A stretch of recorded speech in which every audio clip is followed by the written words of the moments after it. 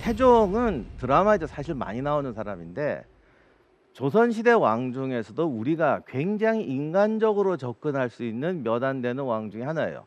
거기에는 두 가지 이유가 있는데 이 태종이라는 분이 워낙 개성이 독특하고 재밌어요. 뭐 좀 잔인하기도 하지만 어떤 이유로는 참 리얼합니다. 그리고 또 하나 이유는 조선시대 실록이 후대로 갈수록 자꾸 이렇게 정형화됩니다. 그러니까 왕이 일생 중에 요런 거를 써야 되고 나중에는 요런 건 요렇게 써야 되고 요거는 요것만 써야 되고 이런 식으로 바뀌어 가는데 태종실록 때까지만 해도 좀 이렇게 생동감 있게 쓰여졌어요. 그러니까 틀이 좀 없었던 거죠. 아마 여러분이 되게 많이 기억하시는 스토리 중에 하나가 그 태종 때 그 사관 한 명이 뭐 숨어서 막 적고 뭐 넘어졌다는 것도 적고 막 이래 가지고 야, 조선시대 사관은 뭐 왕이 저런 것까지 다 적는구나, 대단하다. 이 이야기가 굉장히 많이 퍼져 있는데 사실 이거는 조금 사고예요. 왕의 일거수일투족을 적는다는 게 어떻게 걸어간다, 넘어진다는 것까지 적습니까? 그럼 그걸 나중에 후대 사람이 뭘 읽어요? 이거는 초창기에 실록이라는 걸 만들다 보니까 뭘 적어야 되지? 정직하게 모든 걸 다 적어야 되는데 뭘 적어야 되지? 이러다가 그런 것까지 적게 되는 일종의 해프닝이죠. 그러나 아무튼 중요한 것은 이런 식으로 했기 때문에 태종실록은 오히려 생동감이 있고 태종이라는 그 자체로 가만히 있어도 다이나믹한 인간의 다이나믹한 모습이 실록에서 잘 드러나기 때문에 우리가 더 태종이라는 사람을 잘 이해할 수 있고 많은 스토리를 뽑아낼 수 있다는 겁니다. 자, 그러면 구체적으로 그 이야기를 하나씩 살펴보도록 하겠습니다. 태종의 인생에서 가장 중요한 것은 또 오점이기도 한 것은 아버지를 몰아내고 왕이 되었다는 겁니다. 도덕적으로는 비난할 일이지만 일단 오늘은 그건 빼고 태종이라는 사람이 어떻게 해서 그것이 가능했는지 그 속에서 드러나는 태종의 정치가로서의 모습, 리더로서의 모습은 어떤 건지 한번 살펴보도록 하겠습니다. 조선시대 왕들의 어떤 개성이 잘 드러내는 것 중에 하나가 그 척불론에 대한 그 왕들의 대응법이에요. 왜냐하면 조선에는 하도 이 척불론이 유행하다 보니까 어떤 왕이든지 불교 문제로 신하고 논쟁을 안 하는 왕이 없어요. 근데 여기 이제 성격들이 아주 리얼하게 드러납니다. 먼저 태조. 태조는 뛰어난 무장이었죠. 그건 인정해야 됩니다. 정말 뛰어난 무장인데 평생 전쟁터에 사니까 공부는 그렇게 열심히 안 했어요. 그렇다고 이분이 뭐 글도 모르고 이런 분은 아닌데 리더십도 좋고 다 좋은데 이렇게 논리적으로 공부한 분은 아니거든요. 그러니까 이제 신하들이 좋잖아 이런 사람. 아, 뭐 전하 뭐 불교는 어쩌고 저쩌고 저쩌고 이러니까 이래야 됩니다. 이럴 때 이제 학술적으로 따지면 태조가 못 이깁니다 이거. 그럼 어떡하느냐? 전쟁터에서 굴렀기 때문에 리더십은 확실해요. 한 방에 제압합니다. 니네 선생님 누구야? 그 사람 선생님이 되게 이색입니다. 목은 이색. 다 목은 이색 제자거든요. 이색도 불교를 믿었어. 네가 이색보다 잘났냐? 조선시대 이 말하면 꼼짝 못해요. 아, 선생님도 믿었대는데 네가 지금 불교를 욕하는 건 너의 스승을 욕하는 거 아니냐? 이렇게 정말 장군답게 한 방에 끝내버립니다. 세조. 세조는 그야말로 터프가이예요. 평소에 자기가 터프가이인 척 되게 하고 싶어요. 누가 막 비난합니다. 이분도 한 방에 끝납니다. 칼 가져와라. 나 저놈 없애고 부처한테 사죄하겠다. 이렇게 해서 이제 제압을 합니다. 중거는 세종, 우리의 세종대왕께서는 정말로 학구적인 분이라 토론을 합니다. 근데 토론을 해도 이게 끝이 안 나잖아요. 은근히 무서운 말을 해요. 네 말이 다 맞다. 이 불교라는 건 정말 이거 엉터리다. 뭐 이렇게 해요. 스님들 들으면 화나실 것 같은데 이건 지금 세종이 한 말입니다. 근데 그런 뜻을 한 말은 아니에요. 세종은 진짜 불교 신자였어요. 그래 니들 말대로 그래 불교 엉터리야. 딱 이렇게 놓고 그런데 왜 이렇게 불교가 엉터리라는 정말 위대한 학술 서적이 없지? 너 그런 거 한번 써봐. 그럼 어떻게 돼요? 이날로 관직 그만두고 평생 공부해야 돼요. 그러니까 다시 말해서 너 그런 책 갖고 와서 써서 얘기해. 그냥 이렇게 뭐 이러니 저러니 하지 말고 이래가지고 눌러버려요. 자, 그럼 이제 우리의 주인공 태종은 어떻게 하느냐? 태종은 정말 뛰어난 정치가거든요. 그래서 이렇게 합니다. 네 말이 다 맞다. 그러면 전하 이제 척부를 합시다. 아, 근데 중국이 불교를 믿잖아. 우리가 척부를 하면 중국하고 사이가 틀어져. 정말 정치가답게 아주 치사하지만 현실적인 이유를 써요. 이런 식으로 넘어가는, 그러니까 그야말로 타고난 정치가입니다. 그러면 이런, 어떻게 해서 태종은 이런 정치가 되었고 이런 능력을 가지고 어떻게 왕이 되었는가를 먼저 한번 살펴보도록 하겠습니다. 사실 뭐 태종의 일생으로 보면 오점이지만 어쨌든 반란을 일으켜서 아버지를 몰아내고 왕이 되는데, 사실 이게 쉬운 건 아니잖아요. 조선 전기에 이제 왕자의 난이라고 해서 두 번의 난이 벌어집니다.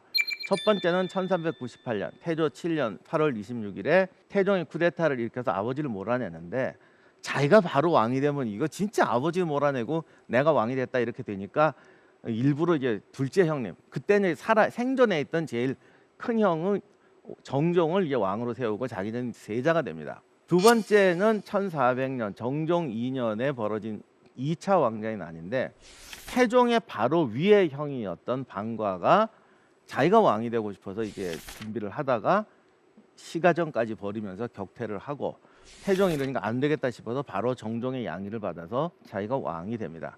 이렇게 두 번의 왕자의 난을 거쳐서 자기가 왕이 되는데, 여기서 태종이 보여준 어떤 능력은 정말 대단한 거였어요. 먼저 태종의 아버지였던 이성계는 탁월한 리더십이 있는 분이에요. 사실 이성계처럼 많은 전투를 벌인 사람은 조선시대에 없습니다. 그리고 또 이성계가 대단한 게 군대가 다 달라요. 중국 군대가 다르고 좀 몽고 기병이 다르고 여진족이 다르고 왜구가 다른데, 왜 우리가 스포츠를 봐도 꼭 어느 팀 킬러가 있잖아요. 어느 팀하고는 잘 싸우는데 어느 팀하고도 못 싸우는 이런 게 있는데, 이런 다양한 군대와 싸워서 이긴다는 건 정말 뛰어난 능력이 아니면 못합니다.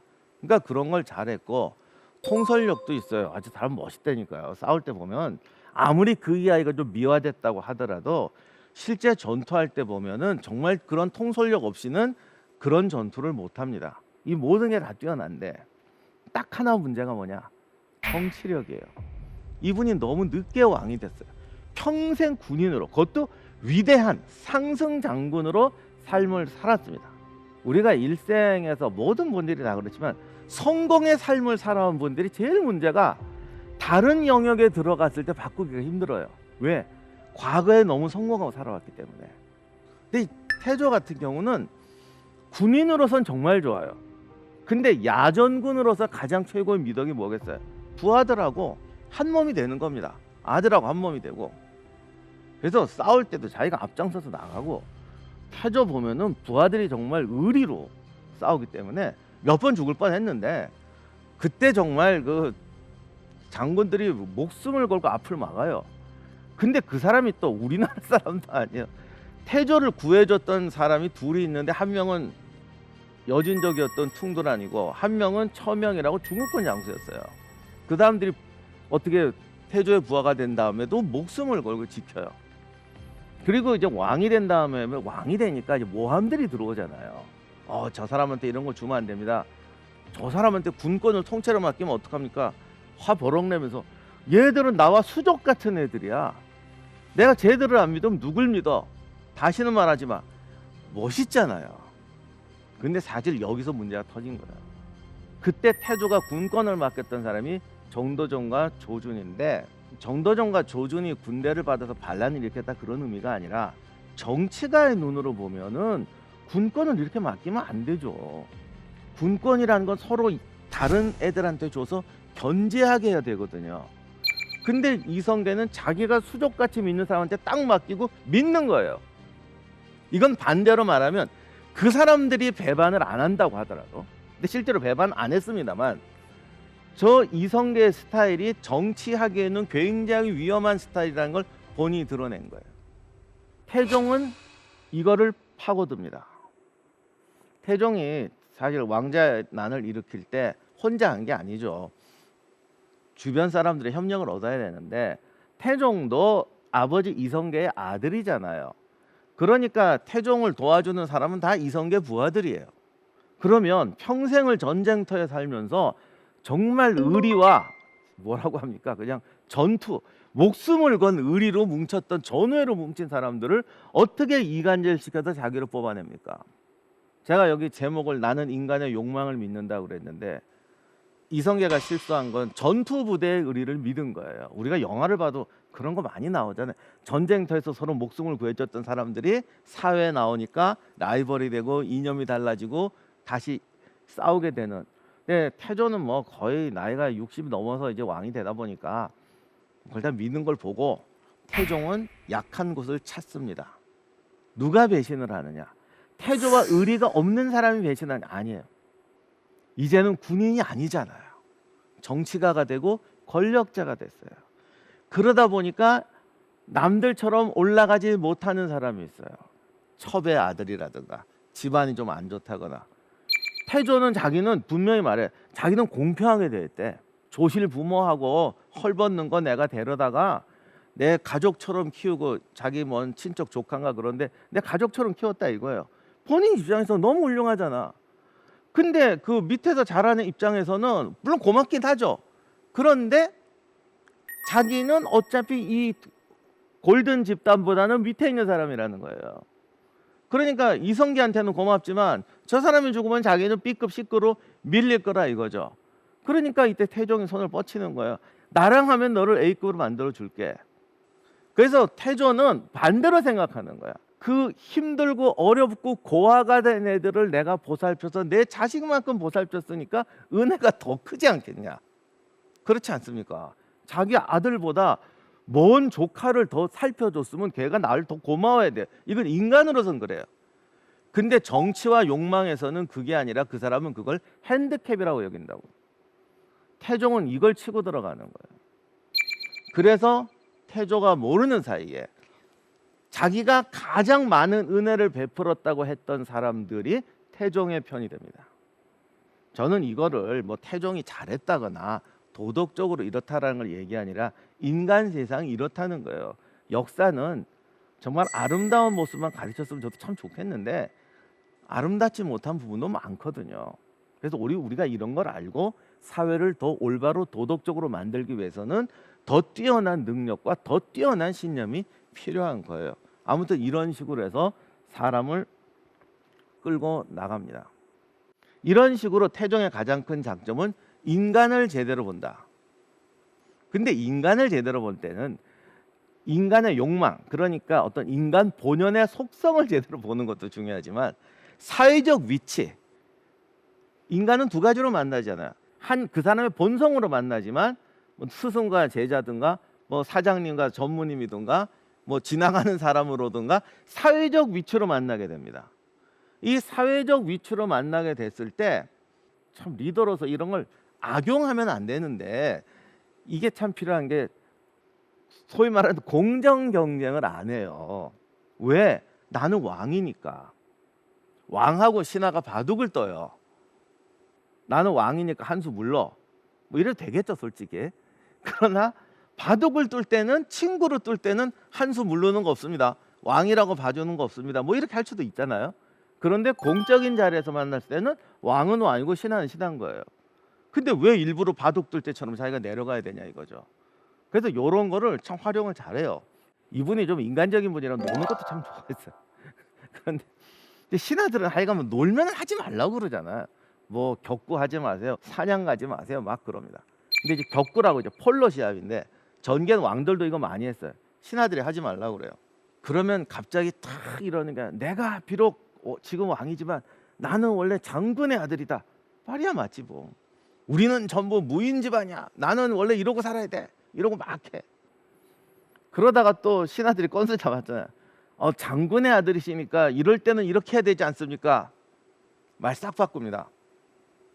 내가 장군 집에서 태어나긴 했지만 우리 형님들은 말 타고 전쟁 다 다녔는데 나는 아버지가 공부하라 그래가지고 사실 태조의 첫 번째 왕비였던 신의왕후 한씨가 아들을 6명을 낳았는데 맨 막내는 일찍 죽었기 때문에 사실상 막내였어요. 근데 위에 분들은 다 아버지 따라 전쟁터 다니는데 태종은 이제 글 공부를 해가지고 과거를 급제한 유일한 아들이었습니다. 그래서 이성계가 그때 되게 좋아했대요. 이제 우리 집안에도 공부한 애가 나왔다. 그래갖고 좋아했대는데 그럴 때는 또 살짝 빠지는 거예요. 나는 무인집에서 태어났지만 나 과거 공부하느라고 이런 거 좀 못했어. 그러면 신하들이 왕한테 가서 아니 며칠 전에는 무인집 아들이라며요. 이렇게 못 따지잖아요. 할 게 있고 못할 게 있지. 그러니까 요런 거를 참 잘해요. 근데 제가 이렇게 말씀드리면 야 그거 야비한 거 아니냐 치사한 거 아니냐 이렇게 말하실 것 같은데 요게 이제 진짜 포인트입니다. 우리가 리더 어디든지 리더로 살아갈 때 두 가지 방법이 있습니다. 하나는 선을 딱 그어놓고 나는 절대 이걸 넘어가지 않겠다. 이쪽으로 가면 나쁜 것이고 이건 좋은 것이다. 이렇게 선 딱 그어놓고 사는 거예요. 철저하게 지키는 거예요. 그것도 쉽진 않죠. 우리가 볼 때 되게 훌륭해 보이잖아요. 그런데 조직이 커지고 세상이 커지고 뭐 또는 뭐 세계를 다스린다고 해보세요. 내가 선을 딱 그어놨는데 땅이 움직여. 선이 움직이잖아요. 그럼 어떻게 해야 됩니까? 그러니까 조직이 커지고 사람이 많아질수록 선을 딱 그어놓고 안 넘어간다는 건 사실은 굉장히 경직된 것이고 실제로는 더 큰 문제를 일으킬 수가 있습니다. 그러면 선을 무시하고 살짝 넘어다니고 요럴 땐 요렇게 하고 저럴 땐 저럴 때 하고 그랬을 때 문제는 일관성이 없잖아요. 일관성이 없으면 아무도 신뢰를 안 하게 되죠. 그런데 여기서 중요한 것이 선을 그어놓고 일관성을 유지하는 것보다 선을 넘나들면서 일관성을 유지하는 게 더 힘들어요. 그러니까 선을 그어놓고 지키는 사람과 선을 안 그어놓고 안 지키는 사람이 아니고 태종은 선을 넘나들면서 지키는 사람이에요. 이게 탁월한 능력이에요. 예를 들어서 태종은 정치적 숙청도 참 많이 했습니다. 뭐 자기 외척 뭐 또 죽이고 자기 평생 부하도 쫓아내고 그럽니다. 그런데 만약에 이런 난세에 저 사람은 부하도 이용하다가 그냥 버리는 사람이다. 그러면 신하들이 태종 편을 들까요? 1차 왕자의 난으로 그 세자가 되긴 했지만 형제 또 2차 왕자의 난이 있는데 이때 자기 부하들이 충성을 바쳐야 되는데 야, 저 사람 저거 갖다 버리는 사람이잖아. 이러면 충성 안 바칠 거 아니에요. 근데 태종은 정말 희한한 게 사실 부하들을 여러 번 쳤어요. 심지어 자기 외갓집도 치고 자기 큰아들 양녕대군도 쫓아냈습니다. 그리고 양녕대군 처가까지도 대숙청을 해서 죽였어요. 이쯤 되면 모든 신하들이 나도 언제 죽을지 모르겠다고 배신할 것 같은데 태종의 오른팔 같던 신하들은 끝까지 충성합니다. 이게 신기한 거예요.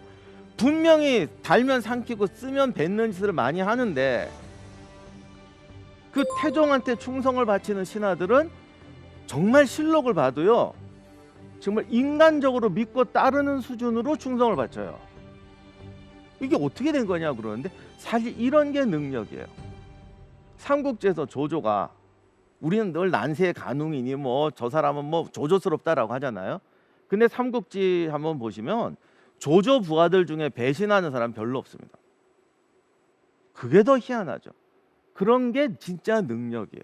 그래서 제가 기울어진 운동장 뭐 인간의 욕망 그랬는데 나폴레옹도 그런 말을 했지만 리더는 8가지 8색조의 얼굴을 가지고 있어야 된다. 왜냐하면 본인이 치사해서가 아니라 주변 세상이 다양하게 움직이니까.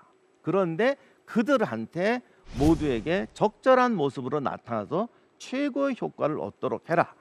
제가 좀 이게 태종을 예로 드니까 야 그럼 막 죽여란 말이냐 좀 이게 너무 사례 자체가 좀 이렇게 비도덕적이어서 제가 이런 말씀 드리는 건 죄송한데 제가 그렇다고 마키아벨리스트는 아니고 이런 것을 우리가 도덕과 정의 안에서도 어떻게든 선을 지키면서 최대한 할 수 있는 그런 능력을 한번 키워보자라는 의미에서 말씀을 드리는 겁니다.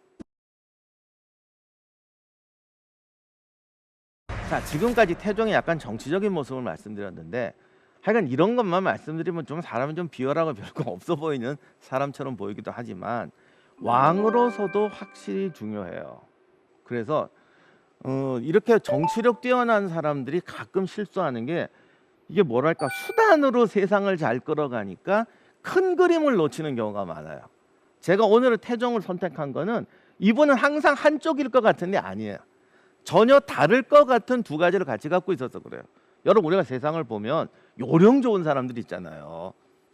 인간관계 좋고 그런 분들이 막 큰 그림 세우고 계획 세우고 또 이런 건 좀 잘 못하는 경향이 있어요 사실. 그리고 뭔가 큰 그림 세우고 계획 잘 짜는 사람들은 이렇게 좀 사람들 만나서 놀고 이런 거 좀 잘못하는 경향이 보통 그런 경향이 좀 있어요.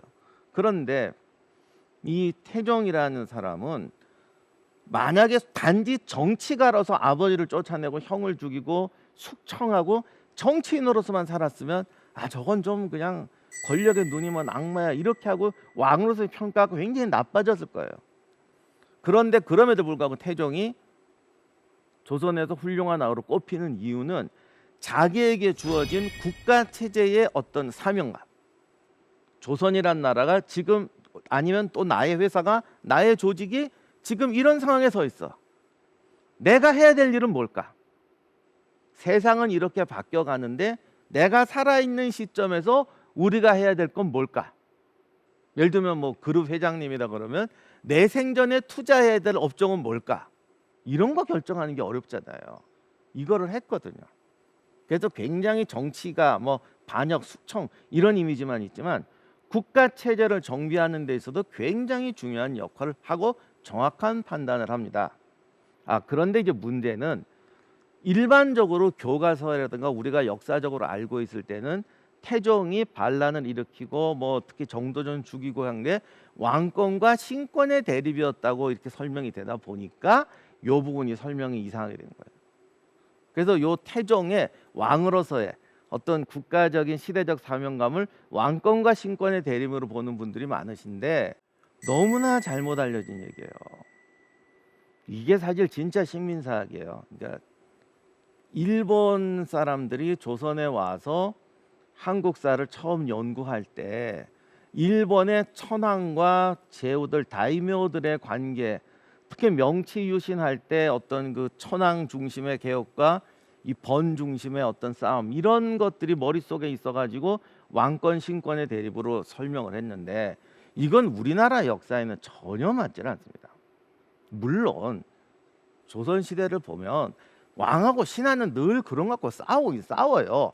예를 들어 왕이 사냥을 가도 되냐 안 되냐 이런 식으로 계속 싸워요. 왕은 이걸 해도 되니 안 해도 되니 이거를 보면은 꼭 왕권과 신권 뭐 이런 대립이 맞는 것 같은데 이거는 일상에서 항상 있는 일이잖아요.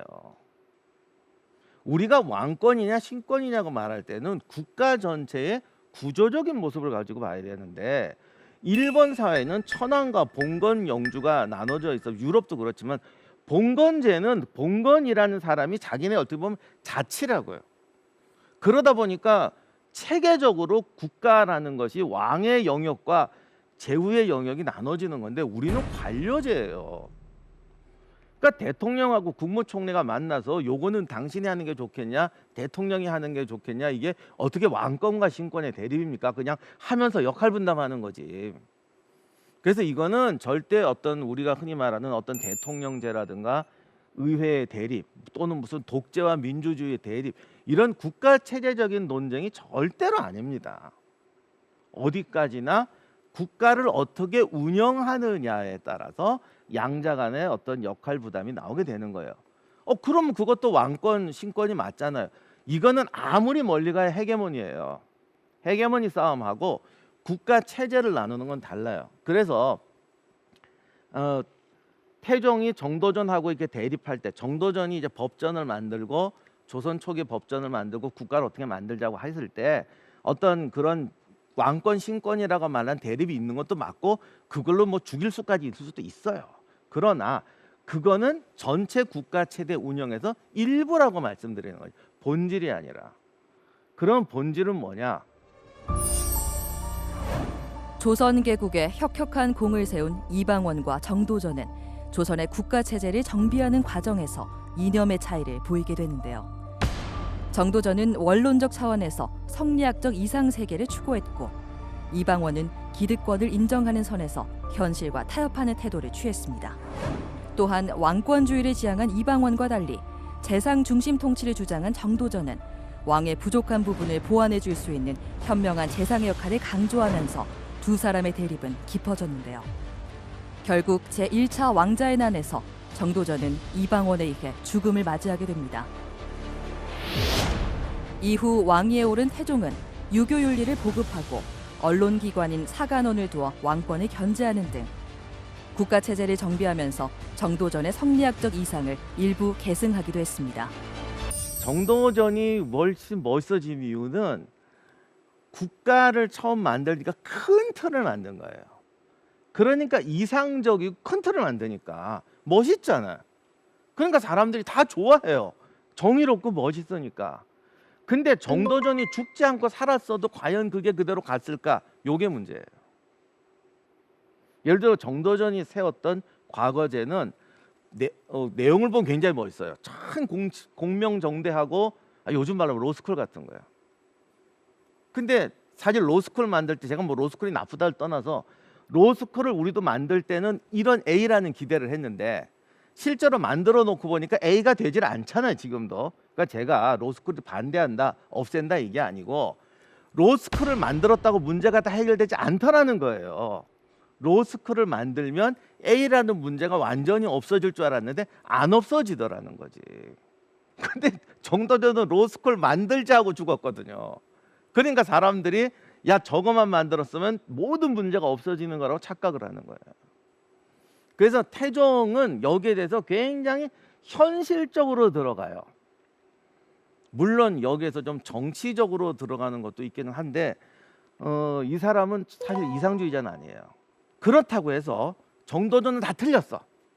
그건 이상주의고 나는 비열한 가장 현실로 갈 때 그러진 않습니다. 솔직히 저도 정도전의 노선이 완전히 옳았는지 태종의 노선이 옳았는지는 저도 좀 판단을 유보하는 사람이고 어떻게 보면 그 중간에 있는 사람인데 우리가 왕권 신권의 문제가 아니라 태종과 정도전의 문제는 이상과 현실의 대립입니다. 근데 이제 중요한 것은 태종이 그렇다고 해서 철저한 현실주의자는 아니었다는 거예요. 이게 간단히 말하면 국가라는 게 이상이 있고 현실이 있어요. 근데 이게 한 번에 되질 않아요. 결국은 어느 정도 타협을 해야 돼요. 근데 타협을 하려다 보면 이게 또 문제가 되는 게 순수한 타협은 없어요. 또 정치라는 게 그렇잖아. 그러다 보니까 권력욕이 들어가게 되죠. 개혁을 하는데 권력욕이 들어가서 솔직히 사욕이 들어가는 거죠. 이런 것도 있고 사욕이 안 들어가고 순수하게 국가 뭐 이렇게 하자고 그래도 보수적인 입장이 있고 절충적인 입장이 있고 급진적인 입장이 있습니다. 꼭 어느 게 100% 옳다라고 참 말할 수 없는 부분이 많아요. 근데 결국은 실제 현실에선 이상과 현실이 얽히고 권력욕과 보수, 중도, 절충 이런 것들이 엉켜서 섞이게 되는 거죠.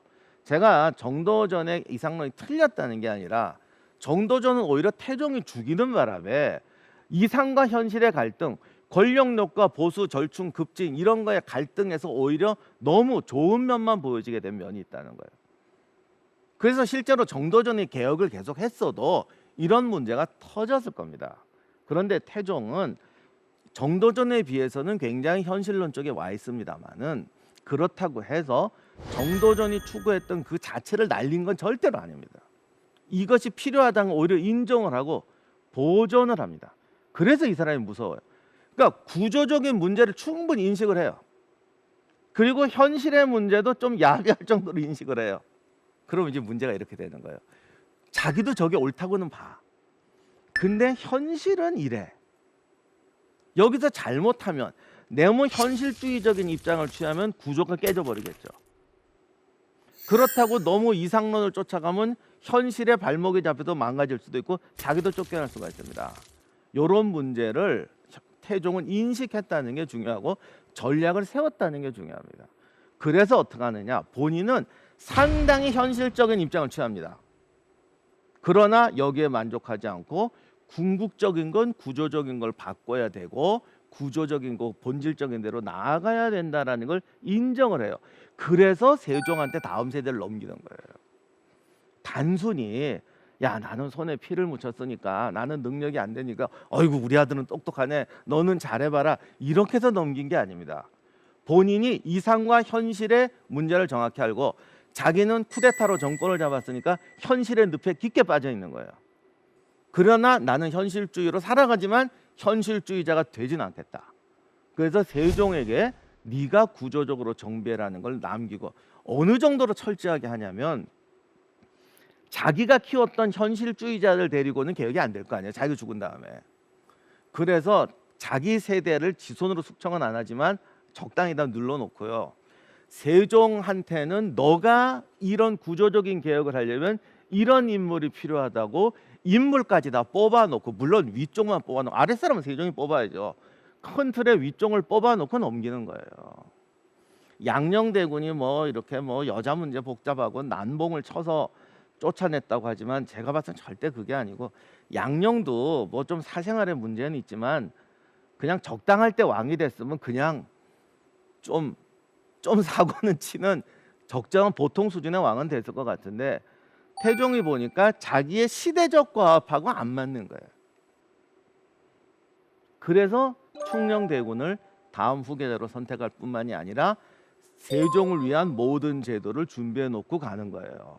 그래서 참 재밌는 게, 태종 때 만든 개정판, 법전이, 조선에 우리가 법전하면 경국대전이라고 생각하시는데 실제로는 경제육전이라고 정도전 조준이 만들었던 법전이 있고, 그 뒤로도 태종 때, 세종 때 몇 번의 개혁을 거쳐서 경국대전 완성이 됩니다. 그런데 태종이 만든 법전은요, 굉장히 어떻게 보면 속물적이에요. 정도전이 만들었던 법전 다 이렇게 날리고 굉장히 현실주의, 과거, 그러니까 기존 기득권 세력한테 좋아하는 식으로 막 가요. 그럼 이거 개혁 아니잖아. 아닙니다. 그러면서 야가 빠진 이 인간이 어떻게 하냐면, 정도전이 만든 법을 지우지 마라. 선왕의 법은 고치는 게 아니라. 그래서 그 법을 그대로 놔둬요. 진짜 희한하지. 나는 이렇게 현실적인 걸 하는데 원칙은 이거야. 무슨 말인지 아시겠죠? 이거를 딱 끼워 놓는 거예요. 그리고 자기는 그거 안 해. 자기는 현실로 살아. 그러나 이거가 원칙이니까 우리 아들은 이걸 갖고 법을 이 두 개를 합쳐라 라고 딱 던져주고 가는 거예요. 그래서 태종이 무서운 거죠. 정도전하고 이제 개혁할 때 같이 했던 사람이 조준인데, 제가 너무 안타까운 건 조준이 너무 저평가가 돼 있어요. 사실 정도전 혼자 한 게 아니고 경제육전 만들 때 더 많이 고생했던 사람은 사실은 조준입니다. 근데 태종이 얼마나 무섭냐면, 왕자의 난 딱 일으킬 때 정도전은 죽여야 되지만 조준은 살려야 된다고 딱 정해놓고 움직여요. 그래서 조준도 정도전 구하러 오니까 자기가 직접 달려가서 위협, 협박, 거래해가지고 조준을 딱 앉혀놓죠. 그리고 끝나자마자 영의정으로 씁니다. 이 바람에 조준에 대한 평가가 잘못됐는데, 조준한테 권력은 안 주지만 이들이 만든 법이 우리가 멀리 나가야 될 큰 틀이라는 걸 딱 인정하고 끝내는 거예요. 그래서 태종 하면은 흔히 문무겸비했다고 자랑을 해요. 나는 무인집에서 태어나서 말도 타고 과거도 급제한 양반이야, 이렇게 말하는데, 저는 문무겸비의 리더십을 좀 다르게 생각합니다. 말도 탈 줄 알고 활도 쏘고 과거도 급제해서 문무겸비의 리더십이 아니에요. 태종이 사실 정치 인생으로 제일 사고 친 건 정몽주 죽인 건데, 정몽주 살해하는 바람에 태조의 눈 밖으로 확 나버립니다. 그래서 이제 이게 나중에 이제 비극의 씨앗이 되는데, 정몽주 사건이 사고는 쳤지만 원래 태종의 희한한 능력은 생각은 깊게 해요. 그러니까 구조적인 인식은 해요. 근데 일이 딱 떨어지면 판단은, 실천은 정확하고 빠르게 합니다. 진짜 이런 거 보면 조조 비슷해요. 평화로울 때는 원론까지 다 놓고 고민하는 거지 결정을 안 내리고, 그런데 상황이 딱 떨어지면 여기서 최선을 찾는 거예요. 제가 볼 때는 이게 문관과 무관의 차이예요. 실전에서 뛰는 사람은 구조적인 사고를 할 틈이 없어요. 그러다 보니까 현실에 매몰돼요. 이게 태조 이성계의 실수예요. 책상에서 공부를 하고 구조하는 사람은 현실과 떨어져 있으니까 이론은 잘 세우는데 현실이 딱 떨어지면 이게 복잡한 거야. 풀코스로 돌리니까. 사실 저도 그래요. 저도 말은 이렇게 하지만 제가 뭐 어디 경영을 합니까 뭘 합니까, 저도 가끔 뭐 이렇게 결정할 때 보면 이런 실수를 잘한다고 저 스스로 느끼는데, 딱 상황이 떨어졌을 때는 실전 모드로 바뀌어야 됩니다. 그래서 주어진 상황에서 최선을 찾고 실천을 빠르게, 요걸 하기 때문에 문무겸비의 리더십인 거예요. 그래서 이분은 배신을 해도 배신당하지 않는 거예요. 아까 제가 말씀드린 것처럼. 사람들이 이걸 보니까 이 사람은 믿던 부하를 숙청하는 것 같지만 근원적인 게 있다, 그러니까 자기가 믿는 거예요. 요게 아까 말씀드린 배신해도 배신당하지 않는 기가 막힌 리더십이에요. 다만 거듭 말씀드리지만 도덕적인 정의의 선은 좀 넘어간 부분이 있지만은 그건 우리가 여러분이 양해하고 내일 상에서 그 정의와 그 선을 지키면서 이거를 만들어가는 것이 또 이제 우리의 사명이 아닌가 싶습니다. 방금 말씀드렸지만 주어진 상황에서는 거기에 맞춰 행동한다. 제가 지금까지 법전 얘기하면서 태종이 좀 구조적이고 근본적인 걸 생각했다 그랬는데 현실자로 와서 이 현실에서 지지 않는 배신당하지 않는 능력이 뭐냐? 현장 논리에 매몰되는 거 아닙니다. 현실적으로 사고한다 그러면 많은 분들이 현장 논리에 매몰되는 건 줄 알아요. 근데 현장 논리에 매몰되면 큰 그림으로 갈 수가 없죠. 태종의 진짜 능력은 전술적으로 사고하는 거예요. 그럼 전술적으로 사고한다는 게 뭐냐? 태종이 이 강무나 사냥을 가는데 이 조선 시대는 이 강무라는 게 사냥이에요. 그러니까 군대를 모아서 사냥을 하는데 실제로는 야전 기동 훈련을 하는 거죠. 근데 이거를 가면은 신하들은 기본적으로 백성이 고생한다, 뭐 난리가 납니다. 뭐 이거 힘들잖아요. 군대가 지나가면 논밭도 밟고 그러니까 무조건 안 된다고 그러는 게 또 문간의 임무예요. 그래서 이제 말리고 말려요. 해주로 강무를 갔어요. 강무를 가는데 요즘 기동훈련 하니까 물자가 많이 들 거 아닙니까? 뭐 보급품도 많이 갖다 날라야 되고 뭘 잔뜩 날라야 돼. 근데 이게 조선이라는 나라가 요즘으로 말하는 임금 고용이 없어요. 그러니까 농번 사회다 보니까 임금을 주지 않고 무상 이게 노동력을 이제 징발을 합니다. 근데 이렇게 말하면 또 많은 분들이 야 이거 뭐 공짜로 부리고 무상 착취하고 막 그러냐 그러는데 물론 다 어느 정도 주어진 선에서 해요. 법이 있어요. 물론 법을 100%안 지킨다고 하더라도 어느 정도 주어진 선에서 하긴 하는데 문제는 이런 큰 행사가 벌어질 때예요. 이게 뭐 군대가 오고 왕도 직접 오고 뭐 정승 대신 나오니까 주변에 있는 수령들, 감사들 이런 사람들이 뭐 매일 먹을 거 갖다 주고 뭐 보급품 갖다 줘야 돼.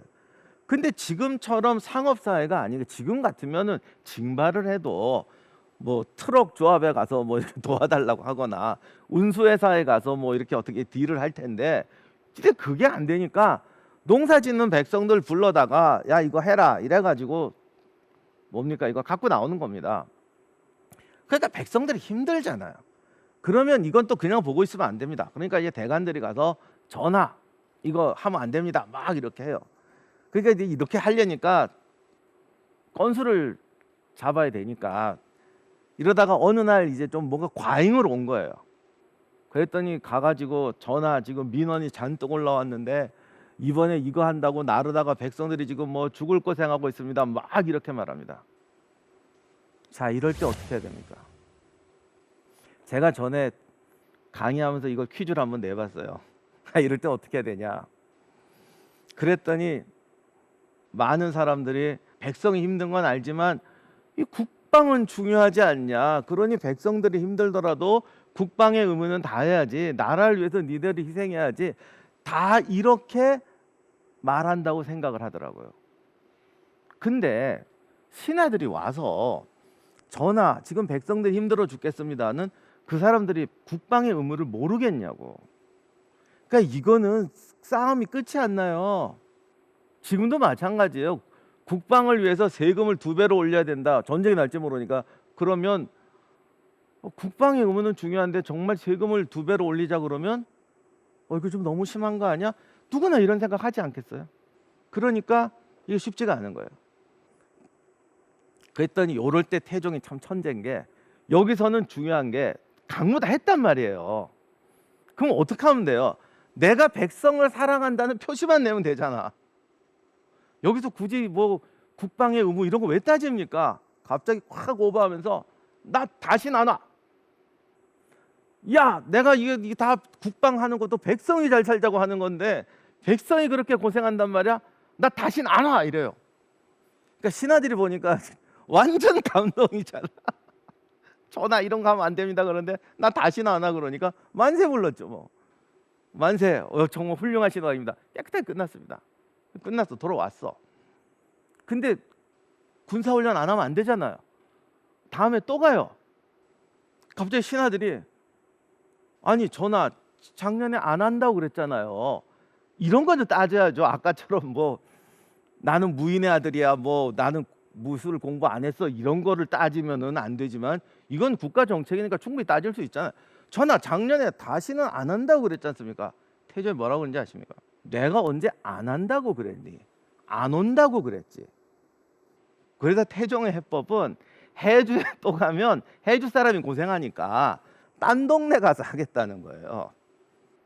그래서 딴 동네로 갑니다. 그리고 또 거기서 간 김에 말 타고 사냥도 하고 또 막 이렇게 놀아요. 그러니까 이 신하들이 보니까 이렇게 열받잖아요. 그러니까 또 이게 어떻게 주었지 하냐면 군사훈련은 할 수 있지만 왕이 개인적으로 사냥하면 안 되잖아요. 또 이렇게 나오는 거예요. 근데 이게 태종이 무서운 게 이럴 때 어떡할래 그러면 보통 사람들은 야, 그 왕이 스포츠도 못하냐, 왕이 존귀하니까 운동도 해야 될 거 아니냐, 보통 이렇게 따져요. 근데 이렇게 따지면 말싸움이 돼서 안 끝나요. 전하, 당신은 이 먹고 입는 거 하나하나가 백성의 피와 땀입니다. 군사훈련하느라고 백성의 말을 징발하고 먹을 거 징발하는 건 참겠다 이거예요. 근데 당신이 개인적으로 사냥하는 건 참아야 될 거 아니에요. 이렇게 말하면 할 말 없잖아요. 그러면 이게 말싸움에서 끝이 안 난다고.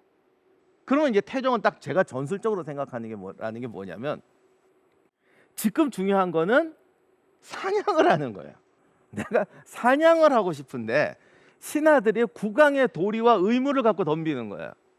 여기선 이겨봤자 손해예요. 어떻게 하는지 아세요? 알았어.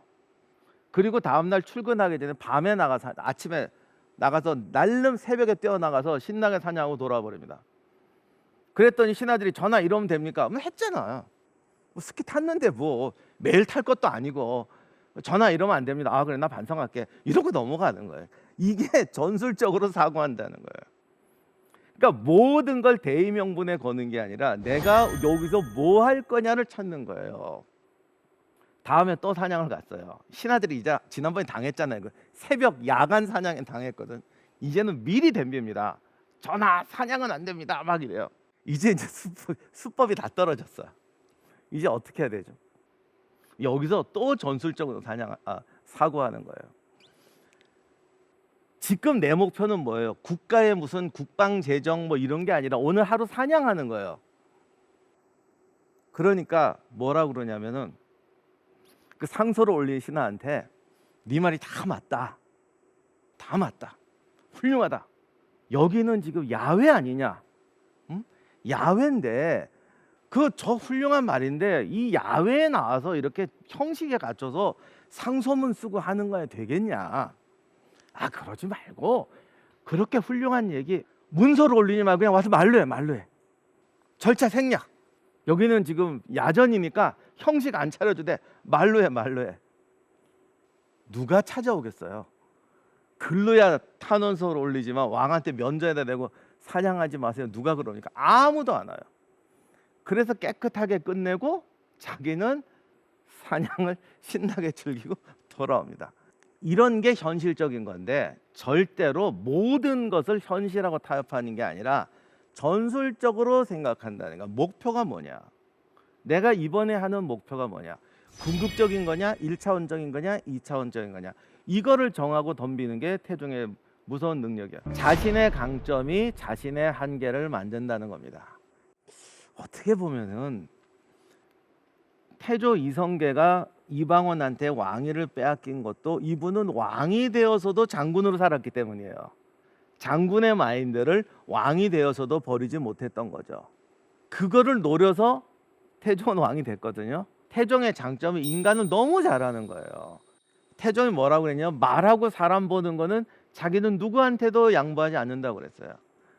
그러다 보니까 이게 나중엔 잘못된 습관이 붙어가지고 그냥 해도 되는데 꼭 이상하게 사람을 괴롭히고 쇼하고 막 연기하고 신하들이 막 맞춰주고 아이고 또 시작했구나 이런 식으로 하는 거예요. 나중엔 안 먹히는 거예요.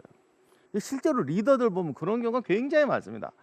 뭐 나중에 조선 시대에 요런 거 제일 잘한 사람이 태종 후에 조선 후기엔 영조가 제일 잘해요. 아 이분은 정말 비상해요. 그래갖고 막 이게 사람 가지고 놀고 막 사람 뒤통수치고 이런 거 너무 잘해. 근데 86세까지 왕을 했잖아요. 너무 오래 왕을 하니까 그 수법이 나중엔 안 먹혀요. 무슨 짓을 해도 안 먹히는 거야. 다 알아. 이거는 생물학적으로 맞는 말은 아닙니다만 제가 늘 강의할 때 잘 쓰는 말이 있어요. 사자는 노느라고 죽는 게 아니라 사냥하다가 죽는다. 누구든지 최고의 약점은요, 자기의 장점 속에서 나오는 거예요. 사자가 어느 날 나는 백수의 왕이야 쿨쿨 자다가 적한테 물려 죽는 거 아닙니다. 사냥하다가 갈비뼈 부러져서 죽고 다리뼈 부러져서 죽고 지쳤다가 적의 습격을 받아 죽어요. 그래서 우리가 일생에서 가장 조심해야 될 것은 내가 가진 장점이 바로 극한의 단점이 된다라는 겁니다.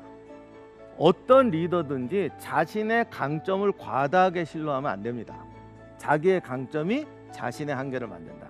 이것을 알고 그 한계를 극복하기 위해서 또 끊임없이 창조하고 노력해야 된다. 정 안 되면 태종처럼 세종한테 넘기는 거예요. 태종은 나중에 안 되니까 사실은 그래서 양해한 것 같은데 그게 안 되니까 그냥 세종한테 넘겨버리더라고요. 그리고 남은 기간은 그냥 나 재밌게 살래.